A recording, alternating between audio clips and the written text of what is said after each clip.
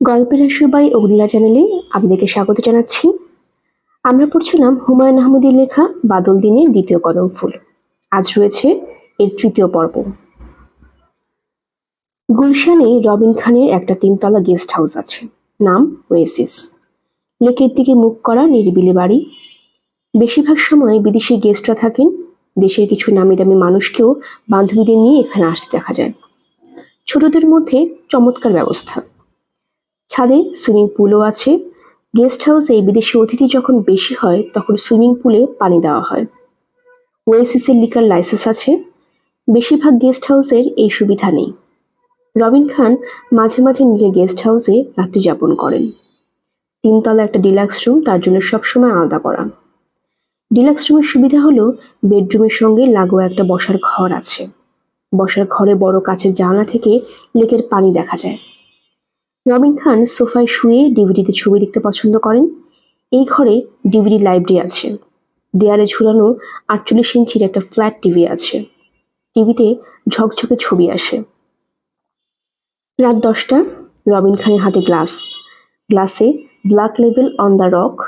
তিনি গ্লাসে চুমুক দিয়ে বললেন, সেতু, এক চুমুক হুইস্কি খাবে? শোবার ঘর থেকে সেতু বলল, আমি মদ খাই না। রবিন বললেন, এসো ছবি দেখি। সেতু বলল, বাংলা কিছু আছে? ইংরেজি ছবি দেখতে ইচ্ছে করছে না। তোমার ইংরেজি দেখতে ইচ্ছে করছে না, আর আমার বাংলা দেখতে ইচ্ছে করছে না। দুজনের মতামতই সমান গুরুত্বের সঙ্গে বিবেচনা করা হবে। এখন বলো কি করা যায়।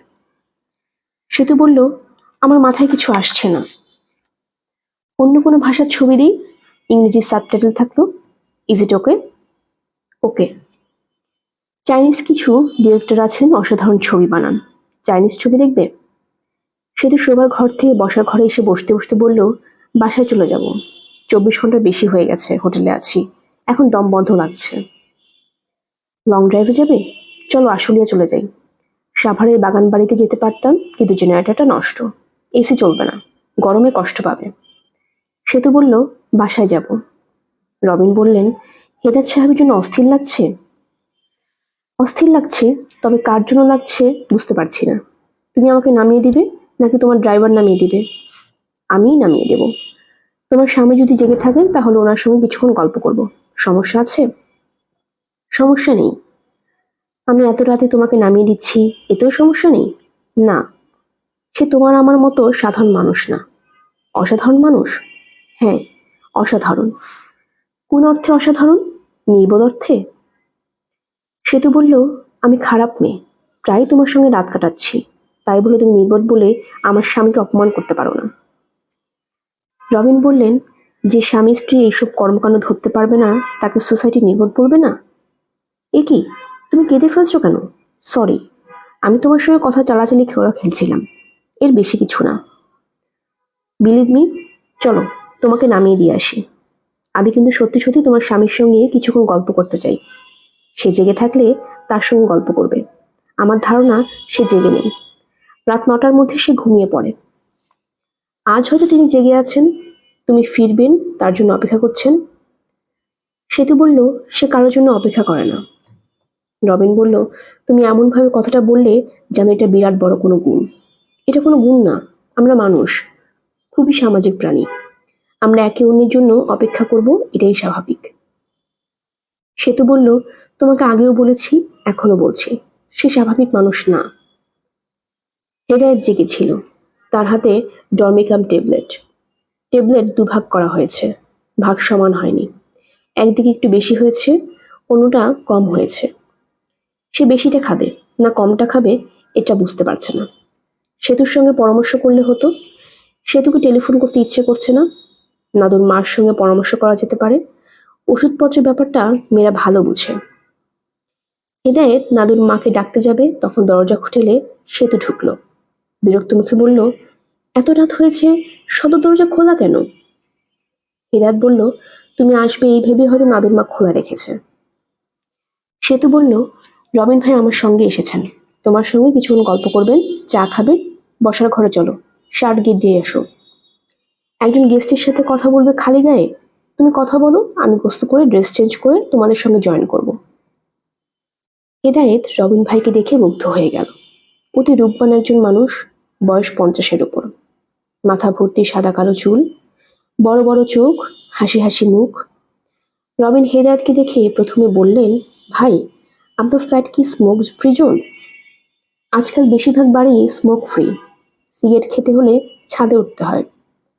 হেদায়েত বললেন, আপনি সিগারেট খান, শুধু আমাদের শোবার ঘরে সিগারেট খাওয়া নিষেধ। রবিন বললেন, আমি ভাগ্যবান যে আমাকে শোবার ঘরে বসানো হয়নি। নাদুর মা চা নিয়ে এসেছে। তার চা বানাতে 1 মিনিটেরও কম সময় লাগে। চুলায় ফুটন্ত পানি কেটলি থাকে, কেউ চা চাইলে কাপে পানি ঢেলে টি ব্যাগ দিয়ে নিয়ে আসে। রবিন বললেন, সেতুর কাছে আপনারা অনেক গল্প শুনেছি, ইদানিং নাকি রাতে ভূত দেখছেন, মেয়ে ভূত। হিদায়ত বলল, ভূত ঠিক না, একটা হাত দেখিও ঠিক না। আমার কাছে মনে হয় একটা হাতের উপর আমার হাত পড়েছে, মেয়েদের হাতের মতো নরম হাত। রবিন বললেন, নেক্সট টাইম হাতে একটা খোলা সেফটি পিন নিয়ে ঘুমাবেন। যেই হাতের উপর হাত পড়বে অমনি সেফটি পিনের সুচ দাবিয়ে দিবেন। হিদায়ত বলল, কাজটা ঠিক হবে না। ঠিক হবে না কেন? হাতটা তো আমার কোনো ক্ষতি করছে না, আমি শুধু শুধু কেন তাকে ব্যথা দিব? রবিন বললেন, আমি ঠাট্টা করছিলাম। আপনার যা দরকার তা হলো একজন ভালো নিউরোলজিস্টের সঙ্গে কথা বলা। আমার ধারণা আপনার সমস্যাটা নিউরোলজিক্যাল। নিউরোলজির এক্সপার্ট আমার একজন ভালো বন্ধু আছেন, তাকে দেখাবেন? অ্যাপয়েন্টমেন্ট করে দিব। হেদায়েত বলল, সমস্যাটা যদি আরো বাড়ে তাহলে আপনাকে বলবো। রবিন বললেন, এই জাতীয় সমস্যা বাড়তেই থাকে, কখনো কমে না, কাজেই শুরুতে টেক কেয়ার করা উচিত। ভাই, আমি উঠি। সেতু তো এখনো বাথরুম থেকে বের হয়নি। রবিন বললেন, আমি তো সেতুর সঙ্গে কথা বলতে আসিনি, তার সঙ্গে তো প্রায়ই কথা হয়। আমি কথা বলতে এসেছিলাম আপনার সঙ্গে। কথা শেষ হয়েছে, কাজেই বিদায়। নিউরোলজিস্টের সঙ্গে অ্যাপয়েন্টমেন্ট করে আপনাকে খবর দেব। চায়ের কাপে অনেকখানি চা ছিল। রবিন এক চুমুকে চা শেষ করে ঘর থেকে বের হয়ে গেলেন। সেতুর গোসল করতে অনেক সময় লাগে। বাথটাবে অনেকক্ষণ গা ডুবে বসে না থেকে সে গোসল করতে পারে না। গা ডুবে বসে থাকার সময় তার গান শুনতে হয়। বাথরুমে গান শোনার ব্যবস্থা আছে। সেতু কিছু গানের সময় এই পছন্দের সময় কিছু গান শোনে। পছন্দ ঘন ঘন বদলায়। এখন স্নান সঙ্গীত হিসেবে তার পছন্দ হলো নদীর নাম ময়ূরাক্ষী, কাল কালো তার জল। গানে একটা লাইন আছে, কোনো ডুবুরি সেই নদীটির পায়নি খুঁজে তল। এই লাইন আসা মাত্র সে বাথটাবের পানিতে মাথাটা পুরোপুরি ডুবিয়ে দেয়। ভাবটা এরকম যেন সে ময়ূরাক্ষী নদীর তল খোঁজার চেষ্টা করছে। গায়ে টাওয়েল জড়িয়ে সেতু বাথরুম থেকে বের হলো। হেদায়েত বলল, তোমাকে খুব পবিত্র লাগছে। সেতু বলল, পবিত্র লাগছে মানে কি? মানে গুছিয়ে বলতে পারবো না, তবে তোমাকে দেখে নিজের মধ্যে পবিত্র ভাব হচ্ছে। তুমি গায়ে ধবধব সাদা একটা টাওয়েল জড়িয়ে আছো, এই জন্যই হতে পারে। সাদা পবিত্রতার রং। অপবিত্র রং কোনটা? আমি যদি গায়ে কালো রঙের টাওয়েল জড়াই তাহলে কি আমাকে অপবিত্র দেখাবে? জানি না। কালো রঙের টাওয়াল গায়ে জড়াচ্ছি, ভালো করে দেখে বলো অপবিত্র লাগছে কিনা। সেতু কালো টাওয়েল গায়ে জড়ালো। হিদায়ত বলল, এখনো পবিত্র লাগছে। তাহলে তো ভালোই, আমাকে চা দিতে বলো। চা খেয়ে পবিত্র অবস্থায় ঘুমোতে যাব। ওষুধ খেয়েছো? অর্ধেকটা খেয়েছি, কম অর্ধেকটা। এতেই হবে। কিছুক্ষণ গল্প করে ঘুমোতে যাও। অনেকদিন তোমার সঙ্গে গল্প করা হয় না। সুন্দর একটা গল্প রেডি করো। ম্যাথমেটিশিয়ান অ্যাবিলিয়নের গল্প শুনবে? ইন্টারেস্টিং তো। ইন্টারেস্টিং না দুঃখজনক? এমন প্রতিভাবান একজন অঙ্কবিদ ডুয়েট লড়তে গিয়ে গুলি খেয়ে মারা গেলেন। দুঃখের গল্প শুনবো না। তোমার অঙ্কবিদদের মধ্যে আনন্দের বা মজার কোনো গল্প নেই? ইউলারের গল্প আছে। উনি অঙ্ক দিয়ে প্রমাণ করেছেন যে আল্লাহ আছেন। ঠিক আছে, ইউলার সাহেবের গল্প শুনবো। হেদায়েত ভালো লাগছে যে তার স্ত্রী গা থেকে পচা সেন্টের গন্ধটা আসছে না। শোবার সময় সে তো নিশ্চয়ই গায়ে সেন্ট মেখে ঘুমাবে না। সে তো চা খেয়ে ঘুমোতে এসে দেখে হিদায়ত আরাম করে ঘুমাচ্ছে। সারা রাতে হিদায়ত আরাম করে ঘুমালো। একবার শুধু মনে হলো তার হাত একটা মেয়ের কোমল হাতের উপর পড়েছে। এটা কি সেতুরই হাত নাকি অন্য কারো? তখন হেদায়ত স্বপ্নে ম্যাথমেটিশিয়ান ইউলারকে দেখল। তিনি অত্যন্ত বিরক্ত হয়ে বলছেন, এটা কার হাত তা নিয়ে দুশ্চিন্তা কেন করছেন? যে কোনো সমস্যার সমাধান অঙ্ক দিয়ে করা যায়। হেদায়ত বলল, স্যার, আমাকে তুমি করে বলবেন। আপনার মতো মানুষ আমাকে আপনি করে বলছেন, আমার খুবই লজ্জা লাগছে। আমি সবাইকে আপনি বলি, 7 বছরের বালককেও আপনি বলি, বুঝেছো? Yes sir. এখন আসুন অঙ্ক দিয়ে আপনার সমস্যার সমাধান করি। হাতের আঙ্গুল থাকে 5টা, কাজে আপনাদের ইকুয়েশনটার ফ্যাক্টর হবে 5টা। Fifth order differential equation variable ও 5। হেদায়েত হাতে কি কোনো আংটি আছে? Yes sir. এই তো একটা ঝামেলায় ফেললেন। আংটি কি একটা না দুটা? একটা। পাথর বসানো আংটি? জি স্যার। বিরাট জটিল অঙ্কের মধ্যে ফেলে দিয়েছেন, কাগজ কলম দিয়ে ট্রাই করে দেখি। স্বপ্নের এই পর্যায়ে হেদায়েতের ঘুম ভাঙল। সে বাতি জ্বালালো, অবাক হয়ে দেখল সেতুর হাত রেখে ঘুমাচ্ছে। সেতুর হাতে হীরার আংটি ঝলমল করছে। এই আংটি সেতুর যেই মামা লন্ডন থাকেন তিনি দিয়েছেন। রবিন সাহেবের ঠিক করা নিউরোসার্জনের কাছে হেদায়েত গিয়েছে। সে একা যায়নি, তার ভাইকে নিয়ে গেছে। বেলায়েত ভীতু মুখে বসে আছে এবং মনে মনে দোয়া ইউনুস পড়ছে। ভাইয়ের জন্য সে দুশ্চিন্তায় অস্থির হয়ে আছে। নিউরোসার্জনের নাম ডক্টর আখলাক। গম্ভীর ধরনের মানুষ, কিছুটা রাগী। এর মধ্যে একবার বেলায়েতকে বলেছেন, আমি রোগীকে যেসব প্রশ্ন করছি তার উত্তর রোগী দেবে, আপনি উত্তর দিচ্ছেন কেন? আপনাদের বংশে কোনো পাগল আছে? হেদায়েত উত্তর দেবার আগেই বেলায়েত বলল, 14 বসিতে কেউ নেই স্যার। আমার পরদাদার পাগলামি স্বভাব ছিল, তবে উনি পাগল ছিলেন না। উনি ঠিক করেছিলেন পায়ে হেঁটে মক্কা শরীফে যাবেন। উড়িষ্যা পর্যন্ত যাওয়ার পর তাকে একটা বাঘে খেয়ে ফেলেছিল, চিতাবাঘ। গাছের উপর ঘাপটি মেরে বসেছিল, ঝাঁপ দিয়ে পড়েছে। ডক্টর আখলাক বেলায়েতের দিকে তাকিয়ে বললেন, আপনি আরেকটি শব্দও করবেন না, হ্যাঁও না। বেলায়েত ঝিম মেরে গেল। ডক্টর আখলাক হেদায়েতকে বললেন, আপনার গন্ধ বিষয়ে কোনো সমস্যা আছে? হেদায়েত বলল, জি না। বেলায়েত বলল, সে না বলছে, কিন্তু স্যার তার গন্ধ বিষয়ে সমস্যা আছে। আমার স্ত্রী গায়ে কোনো গন্ধ নাই। হেদায়েত তার গা থেকে রসুনের গন্ধ পায়। ডক্টর আখলাক বললেন, নিউরো সমস্যায় গন্ধ একটি বিষয় হয়ে দাঁড়ায়। রোগী হঠাৎ নাকে পোড়া গন্ধ পায়, ঝাঁঝানো গন্ধ পায়।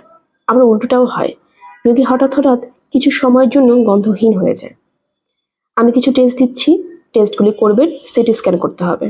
10 দিন পর আসবেন, একা আসবেন, ভাইকে আনবেন না। বেলায়েত বলল, স্যার আমার ভাইকে ঠিক করে দিন, টাকা পয়সা কোনো ব্যাপার না।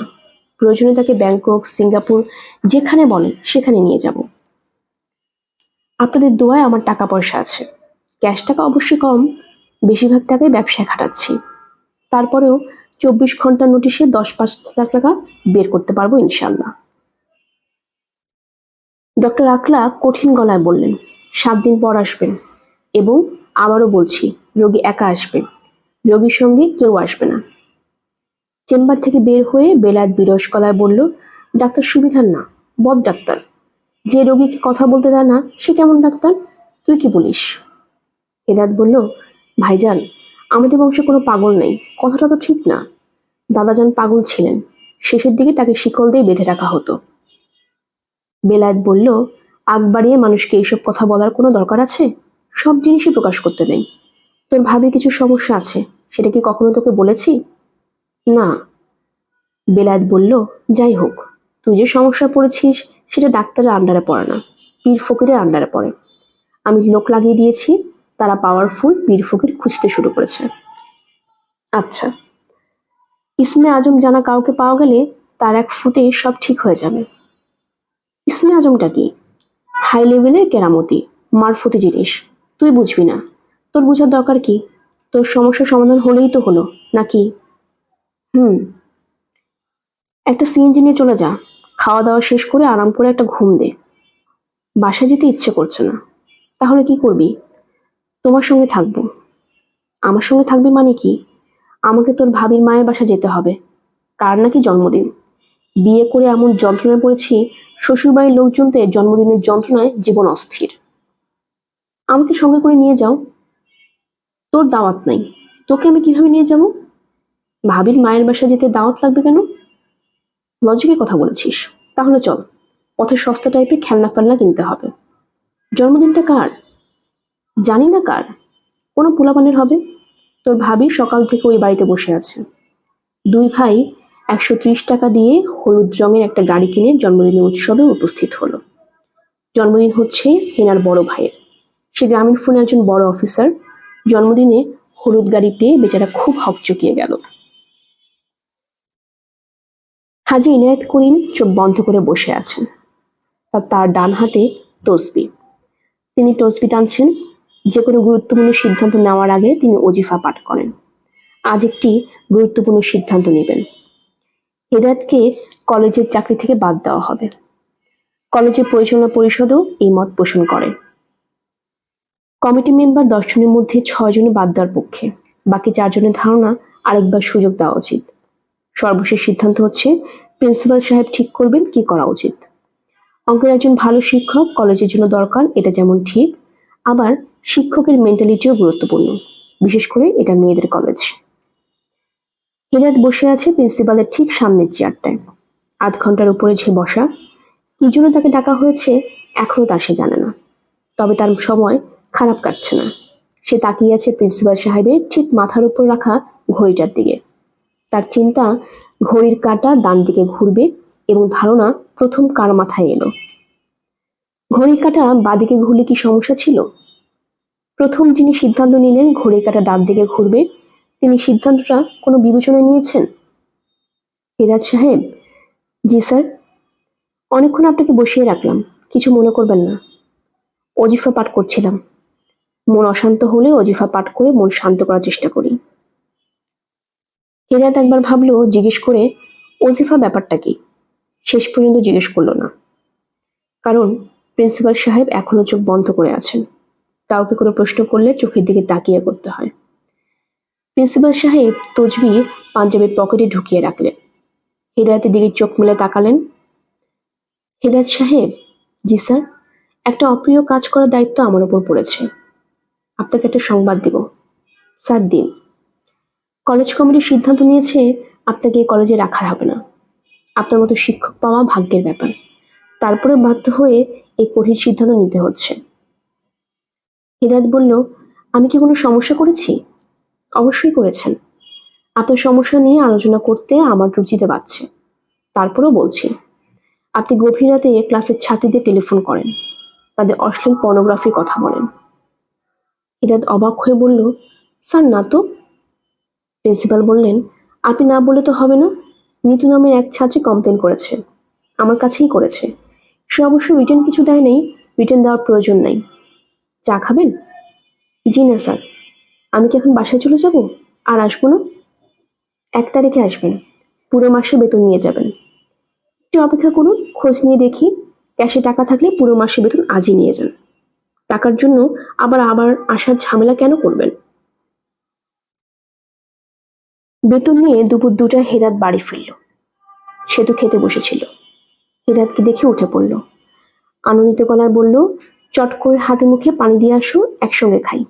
আজ একটা নতুন ধরনের রান্না করেছি, কচুরলতির সঙ্গে মাংসের কিমা। কোনো রান্না বই থেকে শিখে যে রেঁধেছি তা না, নিজে নিজেই রাঁধলাম। কচুরলতির সঙ্গে যায় শুধু চিংড়ি মাছ। আমি এই তথ্য বিশ্বাস করি না। খেয়ে দেখো তো কেমন হয়েছে। হেদায়েত বলল, খুব ভালো হয়েছে। তুমি তো এখনো খেতে বসোনি, কিভাবে বুঝলে ভালো হয়েছে? হাত মুখ ধুয়ে আসো।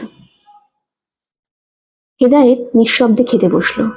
সে তো আগ্রহের সঙ্গে বলল, খেতে কেমন হয়েছে? হেদায়েত বলল, ভালো। সে তো বলল, শুধু ভালো, এর বেশি কিছু না? বেশ ভালো। 1 থেকে 10-এর মধ্যে কত দিবে? 6। 6? মাত্র 6? 6কে তুচ্ছ করবে না। 6 হলো একটা পারফেক্ট সংখ্যা, পিথাগোরাসের অত্যন্ত পছন্দের সংখ্যা। 6কে ভাগ করা যায় 3, 2 এবং 1 দিয়ে। 3 যোগ 2 যোগ 1 হয় 6। এটাই হলো পারফেক্ট সংখ্যা ধর্ম। আরেকটা পারফেক্ট সংখ্যা হলো 12। 12কে 6, 3, 2 এবং 1 দিয়ে ভাগ করা যায়। 6 যোগ 3 যোগ 2 যোগ 1 কত হয়? 12। সেতু বলল, প্লিজ চুপ করো। তোমাকে কিছু জিজ্ঞেস করাই ভুল হয়েছে। ভালো কথা, আমরা কয়েক বন্ধু কক্সবাজার বেড়াতে যাচ্ছি। তুমি যাবে? না, জানতাম তুমি যাবে না, কাজেই তোমাকে বাদ দিয়ে প্রোগ্রাম করেছি। হেদায়েত বলল, রবিন সাহেব কি যাচ্ছেন? হঠাৎ রবিন সাহেবের কথা উঠলো কেন? উনি গেলে তোমার কোনো সমস্যা আছে? উনি তোমার মতো গর্ত মানব না যে গর্ত খুঁড়ে গর্তে বসে থাকেন। উনি ঘুরতে পছন্দ করেন। ওনার 12 সিটের একটা মাইক্রো বাস আছে, সেটা নিয়ে আমরা যাচ্ছি। ভালো তো। রবিন ভাইকে নিয়ে তোমার কি কোনো কনফিউশন আছে? কনফিউশন থাকলে ঝেড়ে কাশো। কোনো কনফিউশন নেই। তোমাকে বলতে ভুলে গেছি, উনি একটা ছবি প্রডিউস করতে যাচ্ছেন। ফুল লেন্থ ছবি। ইন্টেলেকচুয়াল শুকনা গরুর খড় টাইপ ছবি না, কমার্শিয়াল ছবি। নাচ থাকবে, গান থাকবে, মারপিট থাকবে, হিরো থাকবে, ভিলেন থাকবে, কমেডিয়ান থাকবে। রবিন ভাই চাচ্ছেন আমি যেন সেই ছবিতে অভিনয় করি। তোমার কি আপত্তি আছে? না। দিনের পর দিন আউটডোরে থাকতে হবে, এটা মাথায় রেখে তারপর বলো। তোমার অসুবিধা হবে না? উহ। হিরাত খাওয়া শেষ করে বলল, আমি একটু ভাইজানের কাছে যাব। সে তো বলল, যাও। এমনভাবে বললে যেন আমার পারমিশন চাচ্ছ। তোমার যেখানে যেতে ইচ্ছে করলে যাবে। রাতে কি খাবে বলো, আমি নিজেই রান্না করব। ইটালিয়ান খাবার করব, খাবে? হুম। তোমার কি ফিরতে দেরি হবে? বুঝতে পারছি না। ভাইজান আমাকে এক পীর সাহেবের কাছে নিয়ে যাবেন, উনি তাবিজ দিবেন। তুমি ম্যাথের টিচার, 21st সেঞ্চুরিতে গলায় তাবিজ পেতে ঘুরবে? ভাইজান আগ্রহ নিয়ে যাচ্ছেন। তাছাড়া আমি এখন ম্যাথের টিচার না, আমার চাকরি চলে গেছে। তোমার চাকরি চলে গেছে মানে? হেদায়ত বিড়বিড় করে বলল, প্রিন্সিপাল সাহেব নিজেই ডেকেই বলেছেন, পুরো মাসে বেতন দিয়ে দিয়েছেন। চাকরি চলে গেল কেন? একটা মেয়ে আমার বিরুদ্ধে কমপ্লেন করেছে। কমপ্লেন করেছে? আমি নাকি গভীর রাতে ওদের টেলিফোন করি, পর্নোগ্রাফিক কথা বলি। সে তো বলল, মেয়েটা পাগল না অন্য কিছু। আমার তো ইচ্ছে করছে মেয়েটাকে থাপড়াতে। হেদায়ত বলল, বাদ দাও। বাদ দেবো কেন? আমার তো রাগে গা জ্বলে যাচ্ছে। একটা মেয়ে মিথ্যা করে একটা কথা বললো, আর তাতেই তোমার চাকরি চলে গেল। এটা কি মগের মূল্য? হেদায়ত বলল, আমি এখন যাই, রাতে কথা হবে। বেলায়েতে পরিচিত পীর সাহেব ভক্তদের নিয়ে বুড়িগঙ্গা নদীতে এক বজ্রা টাইপ নৌকায় বসে পড়েছেন। তার যোগাযোগ নাকি পানির পীর খিজির আলাহে সালামের সঙ্গে। তাকে কোনো প্রশ্ন করলে তিনি নদীর পানি ছুঁয়ে জবাব দেন। পানি থেকে তিনি নাকি ইশারা পান। বেলায়েত ভাইয়ের সমস্যা বিস্তারিত বলতে গেল। পানি পীরের এক মুরিদান বেলায়েতকে থামিয়ে দিয়ে উদাস গলায় বলল, পানি পীর কেবলাকে কিছু বলা লাগে না, তিনি সবই জানেন। খামোখা সময় নষ্ট।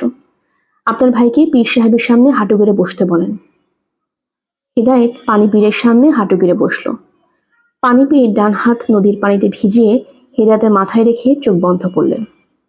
কিছু সময় পার করার পর চোখ মেলে বললেন, বাবা, রাতে কি ঘুম একেবারেই হয় না? হেদায়েতের রাতের ঘুমের কোনো সমস্যা নেই, বিছানায় শোয়া মাত্রই ঘুম। তারপরে বলল, জি, ঘুম হয় না। বদহজম হয়? কোনো কিছুই বদহজম হয় না।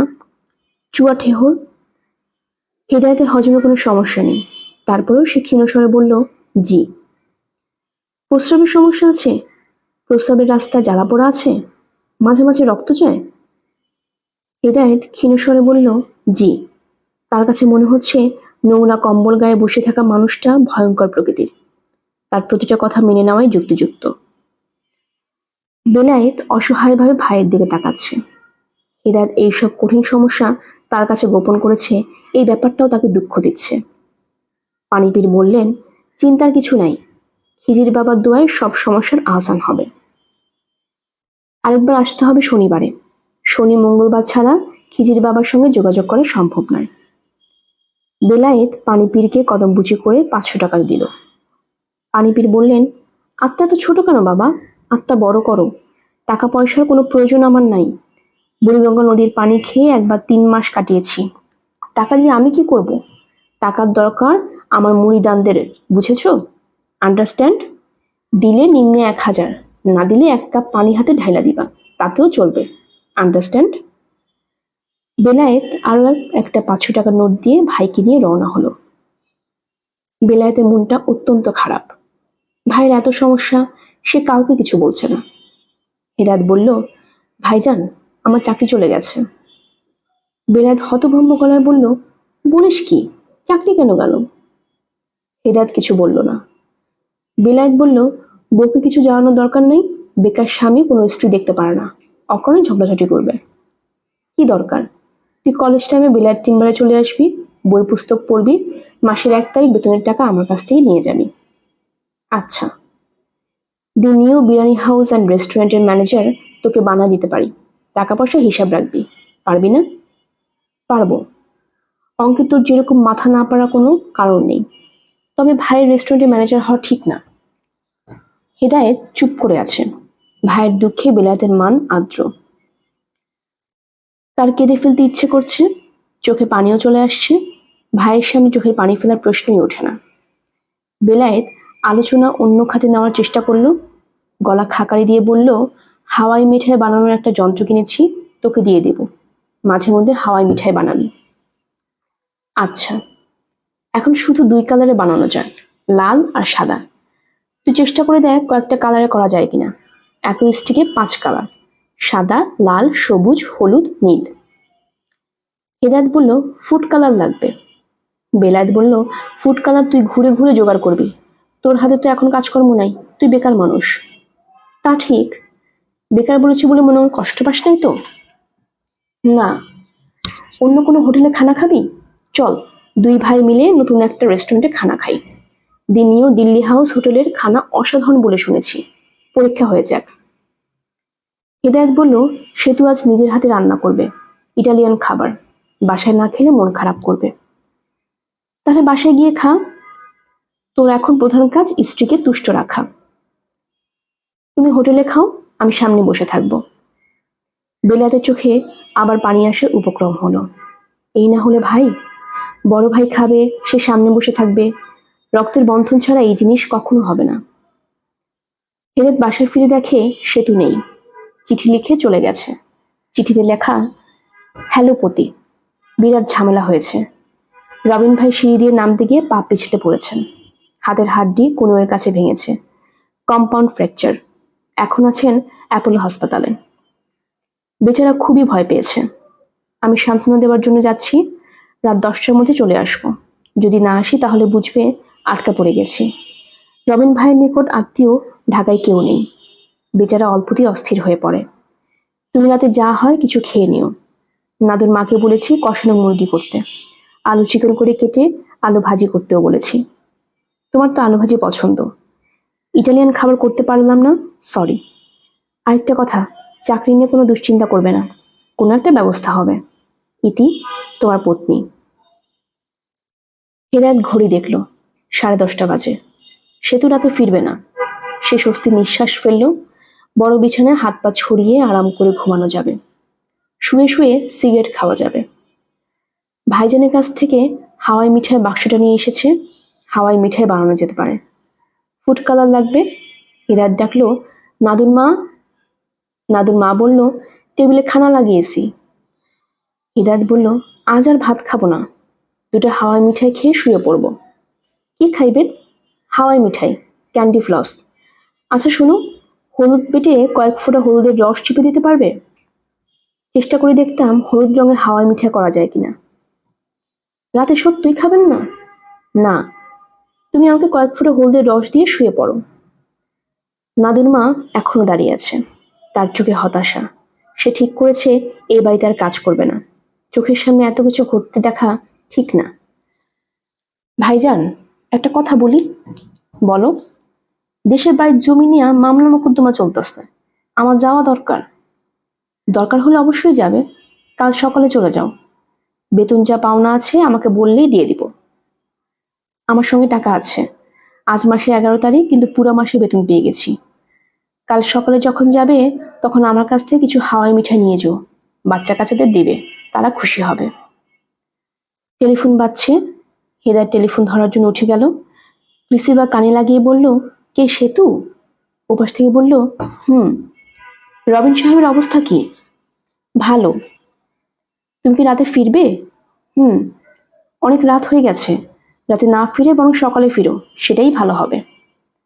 ওপাশ থেকে বলল, আচ্ছা স্যার, আপনি কি ম্যাডামের গলাও চেনেন না? আমি নিতু। ও আচ্ছা, তুমি নিতু। স্যার, আমি সরি বলার জন্য টেলিফোন করেছি। সরি বলবে কেন? ও যে মিথ্যা করে প্রিন্সিপাল স্যারের কাছে আপনার নামে লাগিয়েছি। মিথ্যা করে লাগালে কেন? নিতু বলল, আপনাকে আমি টেলিফোন নাম্বার দিয়েছিলাম, ভেবেছিলাম আপনি টেলিফোন করবেন। আপনি টেলিফোন করেন না, আমি রোজ রাতে অপেক্ষা করে থাকি। শেষে খুব রাগ উঠে গেল।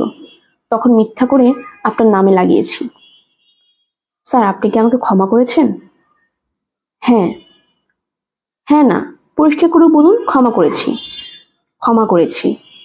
আপনার চাকরি চলে যাওয়ার খবর শুনেছি। আমরা খুব হইচই করছি। ধর্মঘট হচ্ছে। কি জন্য ধর্মঘট? আপনাকে যেন আবার নেওয়া হয়, এই জন্য ধর্মঘট। ও আচ্ছা। আর আমি প্রিন্সিপাল স্যারকে কি বলেছি জানেন? আমি ওনাকে বলেছি আমার ভুল হয়েছে। অন্য এক লোক টেলিফোন করতো, তার গলা হিরাজ তারের মতো। ভালো করেছি না? বুঝতে পারছি না ভালো করেছো কিনা। নিতু, আমি এখন জরুরি কাজ করছি, টেলিফোনটা রাখি। এত রাতে কি জরুরি কাজ করছেন? হলুদ রঙে হাওয়াই মিঠাই বানানোর চেষ্টা করছি। আপনার কথা কিছুই বুঝতে পারছি না। হলুদ রঙের হাওয়াই মিঠাই কেন বানাবেন? হাওয়াই মিঠাই বানানোর একটা যন্ত্র আমার বড় ভাই আমাকে কিনে দিয়েছেন। ওই যন্ত্রটা দিয়ে হাওয়াই মিঠাই বানাচ্ছি। স্যার, সত্যি? হ্যাঁ, সত্যি। নিতু, রাখি। হেদায়েত টেলিফোন রেখে হাওয়াই মিঠাই বানাতে গেল। তার মাথায় নতুন আইডিয়া এসেছে। হাওয়াই মিঠাই তৈরিতে যদি শুকনো মরিচের গুঁড়া দেওয়া হয়, তাহলে কি ঝাল হাওয়াই মিঠাই তৈরি হবে? গোলমরিচের গুঁড়া দিলে কি হবে? রাত 3:30 পর্যন্ত হেদায়েত হাওয়াই মিঠাই বানালো। মোট 19টা, প্রাইম নাম্বার। এর মধ্যে 12টা মিষ্টি, 12 হচ্ছে পারফেক্ট নাম্বার, 9টা ঝাল মিষ্টি। রাত 3:30টায় হাত মুখ ধুয়ে বিছানা ঘুমোতে এসে হেদায়েত অবাক হয়ে দেখল ঝলমলে শাড়ি পরে এক তরুণী মেয়ে বিছানায় বসে আছে। তার গায়ের রং শ্যামলা, চোখ বিষণ্ণ। মেয়েটাকে খুব চেনা চেনা লাগছে। মেয়েটা বলল, অনেক রাত হয়েছে, শুয়ে পড়ো। হেদায়েত বিড়বিড় করে বলল, আচ্ছা। মেয়েটা বলল, আজ ঠান্ডা ঠান্ডা আছে, তারপরও এসি দেওয়া যায়। এসি দেব।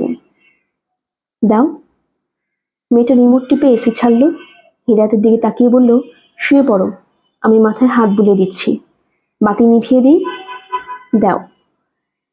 মেয়েটা হেদায়েতের মাথার চুলে বিনি করে দিচ্ছে। মেয়েটার গায়ে কচি আম পাতার গন্ধ। কিছুক্ষণের মধ্যেই হেদায়েত গভীর ঘুমে তলিয়ে গেল। তার ঘুম ভাঙলেন ম্যাথমেটিশিয়ান রামানুজন। অর্থাৎ হেদায়েতের স্বপ্ন শুরু হলো। হেদায়েত সাহেব, সরি, আপনার ঘুম ভাঙালাম। রাত 3:30টায় ঘুমাতে গেছেন, ঘুম ভাঙানোটা ঠিক হয়নি। হেদায়েত বলল, কোনো সমস্যা নেই স্যার, আমি আপনাকে চিনেছি। আপনি রামানুজন। যদি অনুমতি দেন, পা ছুঁয়ে কদম বুঝে করি। আমি আপনার একজন ভাবশিষ্য। প্রাইম নাম্বার নিয়ে তোমার মাতামাতি দেখে সেটা বোঝা যায়। স্যার, কি একটা ক্যান্ডি ফ্লাস খাবেন? খেতে পারি। মিষ্টিটা খাবেন নাকি ঝাল মিষ্টি? ঝাল মিষ্টিটাই দাও, ডায়াবেটিস আছে তো। হিরাত অবাক হয়েছে। পরকালে ডায়াবেটিস থাকে এটা জানা ছিল না। রামানুজন বললেন, তোমার সমস্যাটার একটা সমাধান বের করেছি। কোন সমস্যার কথা বলছেন স্যার? ওই যে একটা মেয়েকে তোমার বিছানায় দেখো, মেয়েটাকে চিনেছ? জি না স্যার। ওর নাম মাহাজাবিন, রোল 19, প্রাইম নাম্বার। মেয়েটাকে তুমি অত্যন্ত পছন্দ করো বলে তোমার মস্তিষ্ক তাকে দেখাচ্ছে। ও আচ্ছা, আমার ধারণা তুমি পাগল হয়ে যাচ্ছ। হতে পারে। আমার দাদা পাগল ছিলেন। ব্যাপারটা বংশগত কারণে নাও হতে পারে। অনেক বড় ম্যাথমেটিশিয়ানরা একটা পর্যায়ে পাগল হয়ে যায়। ক্যান্ডি ফ্লস আরেকটা দাও।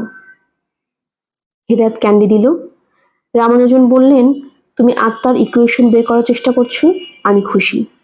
শুরুতেই বেশি জটিলভাবে চিন্তা করবে না। জি আচ্ছা স্যার। আমি অত্যন্ত আনন্দিত যে আপনি এসেছেন। আমরা পড়ছিলাম হুমায়ুন আহমেদের লেখা বাদল দিনের দ্বিতীয় কদম ফুল। আমরা প্রায় গল্প পড়ে থাকি। আপনাদের কাছে যদি আমাদের গল্পটা ভালো লেগে থাকে, সাবস্ক্রাইব করে পাশে থাকবেন। পরবর্তী পর্বের জন্য আমন্ত্রণ জানানো হলো। ভালো থাকবেন। ধন্যবাদ।